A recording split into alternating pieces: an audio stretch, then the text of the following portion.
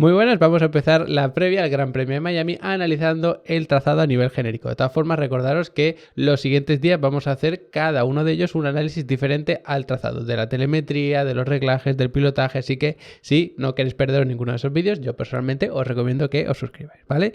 Dicho esto, este es el trazado del circuito de Miami, como siempre con sus tres sectores y tres sectores bastante diferentes. Tenemos un primer sector dominado por curvas de bastante velocidad, curvas muy largas, curvas que nos recuerdan sobre todo a Suzuka, algunas zonas de China también, entonces ese es más o menos el estilo del primer sector. Luego tenemos un segundo sector que, fijaos, todo esto se hace completamente a fondo, aunque tengamos aquí las curvas 9 y 10 son totalmente a fondo, tanto es que se puede abrir DRS por aquí, y luego una zona también muy característica de este circuito y es desde la curva 11 hasta la 16, son curvas muy lentas, el trazado es bastante estrecho y eso es clave.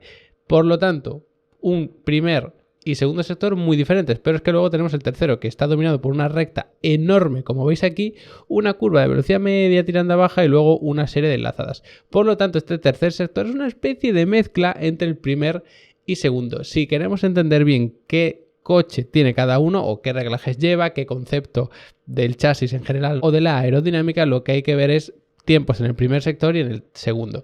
Si hay alguien que va especialmente en el primer sector es por llevar más carga aerodinámica y poder hacer todas esas curvas más rápido. Si va mejor en el segundo sector es o por velocidad punta o por rendimiento en curva lenta o por ambas. ¿Cómo sabemos si es una, otra o ambas? Porque si vas muy bien, por ejemplo, en el segundo sector pero en el tercero no, probablemente donde hayas ganado tiempo sea en esta serie de curvas tan lentas. Si vas muy bien en el segundo y en el tercero también, pues será porque tienes mucha velocidad punta, algo que puedes aprovechar tanto en este segundo sector como en este tercero. Y en cuanto a zonas de DRS, muy interesante porque tenemos tres zonas de DRS, cada una con su punto de detección, y se supone que la primera sería esta que tenemos aquí, porque claro, la de la recta de meta empieza antes, es decir, como empieza aquí, pues se supone que es la última, ¿vale?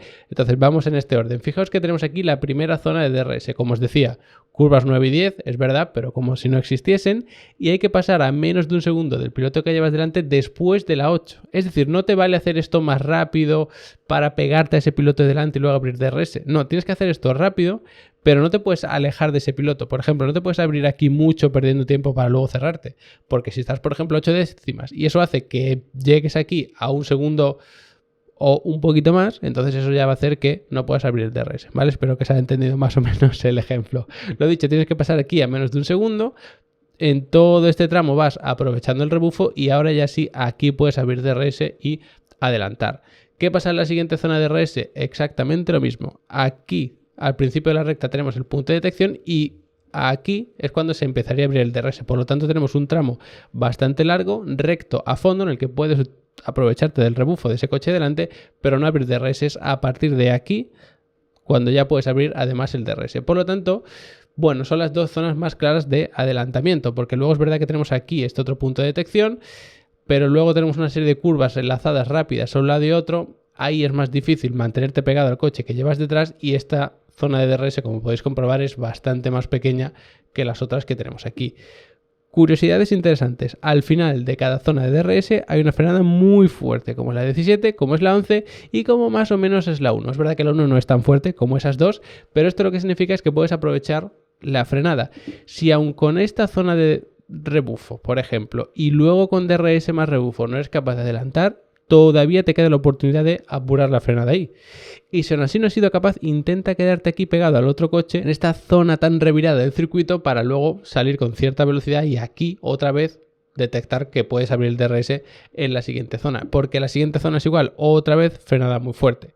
Ya digo, esta, lo bueno que tiene, aunque sea más complicado adelantar, es que te has venido aprovechando de esta, porque al terminar esta zona sí que tienes bastante tramo hasta la siguiente, y aquí, aunque parezca así en la foto que es poco tramo, todo esto también se hace bastante largo porque lo medimos siempre en tiempo, y esta zona es muy lenta, por lo tanto estás mucho tiempo ahí. Y otra cuestión muy interesante, para abrir el DRS aquí y aprovechar la velocidad punta en esta recta, tienes que tener buena salida de curva lenta, que es lo que tenemos aquí.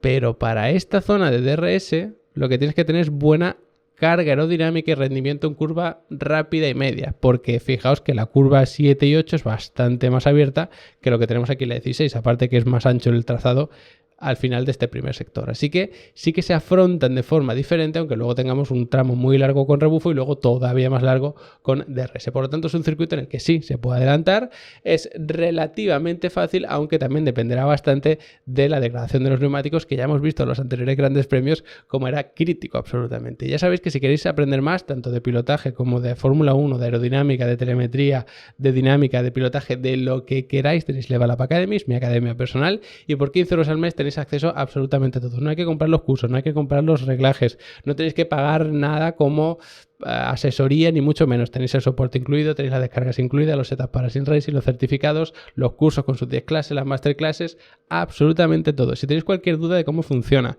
de qué cursos os recomiendo ver, cualquier cosa de este tipo, de verdad, preguntádmelo. Level.academy/contacto y me contactáis por la vía que queráis, o incluso me dejáis aquí un comentario, me escribís por redes sociales, lo que necesitéis, que de verdad os respondo sin ningún problema. Como siempre, muchas gracias por haberos quedado hasta el final del vídeo y nos vemos mañana explicando cada una de las curvas de este circuito de Miami.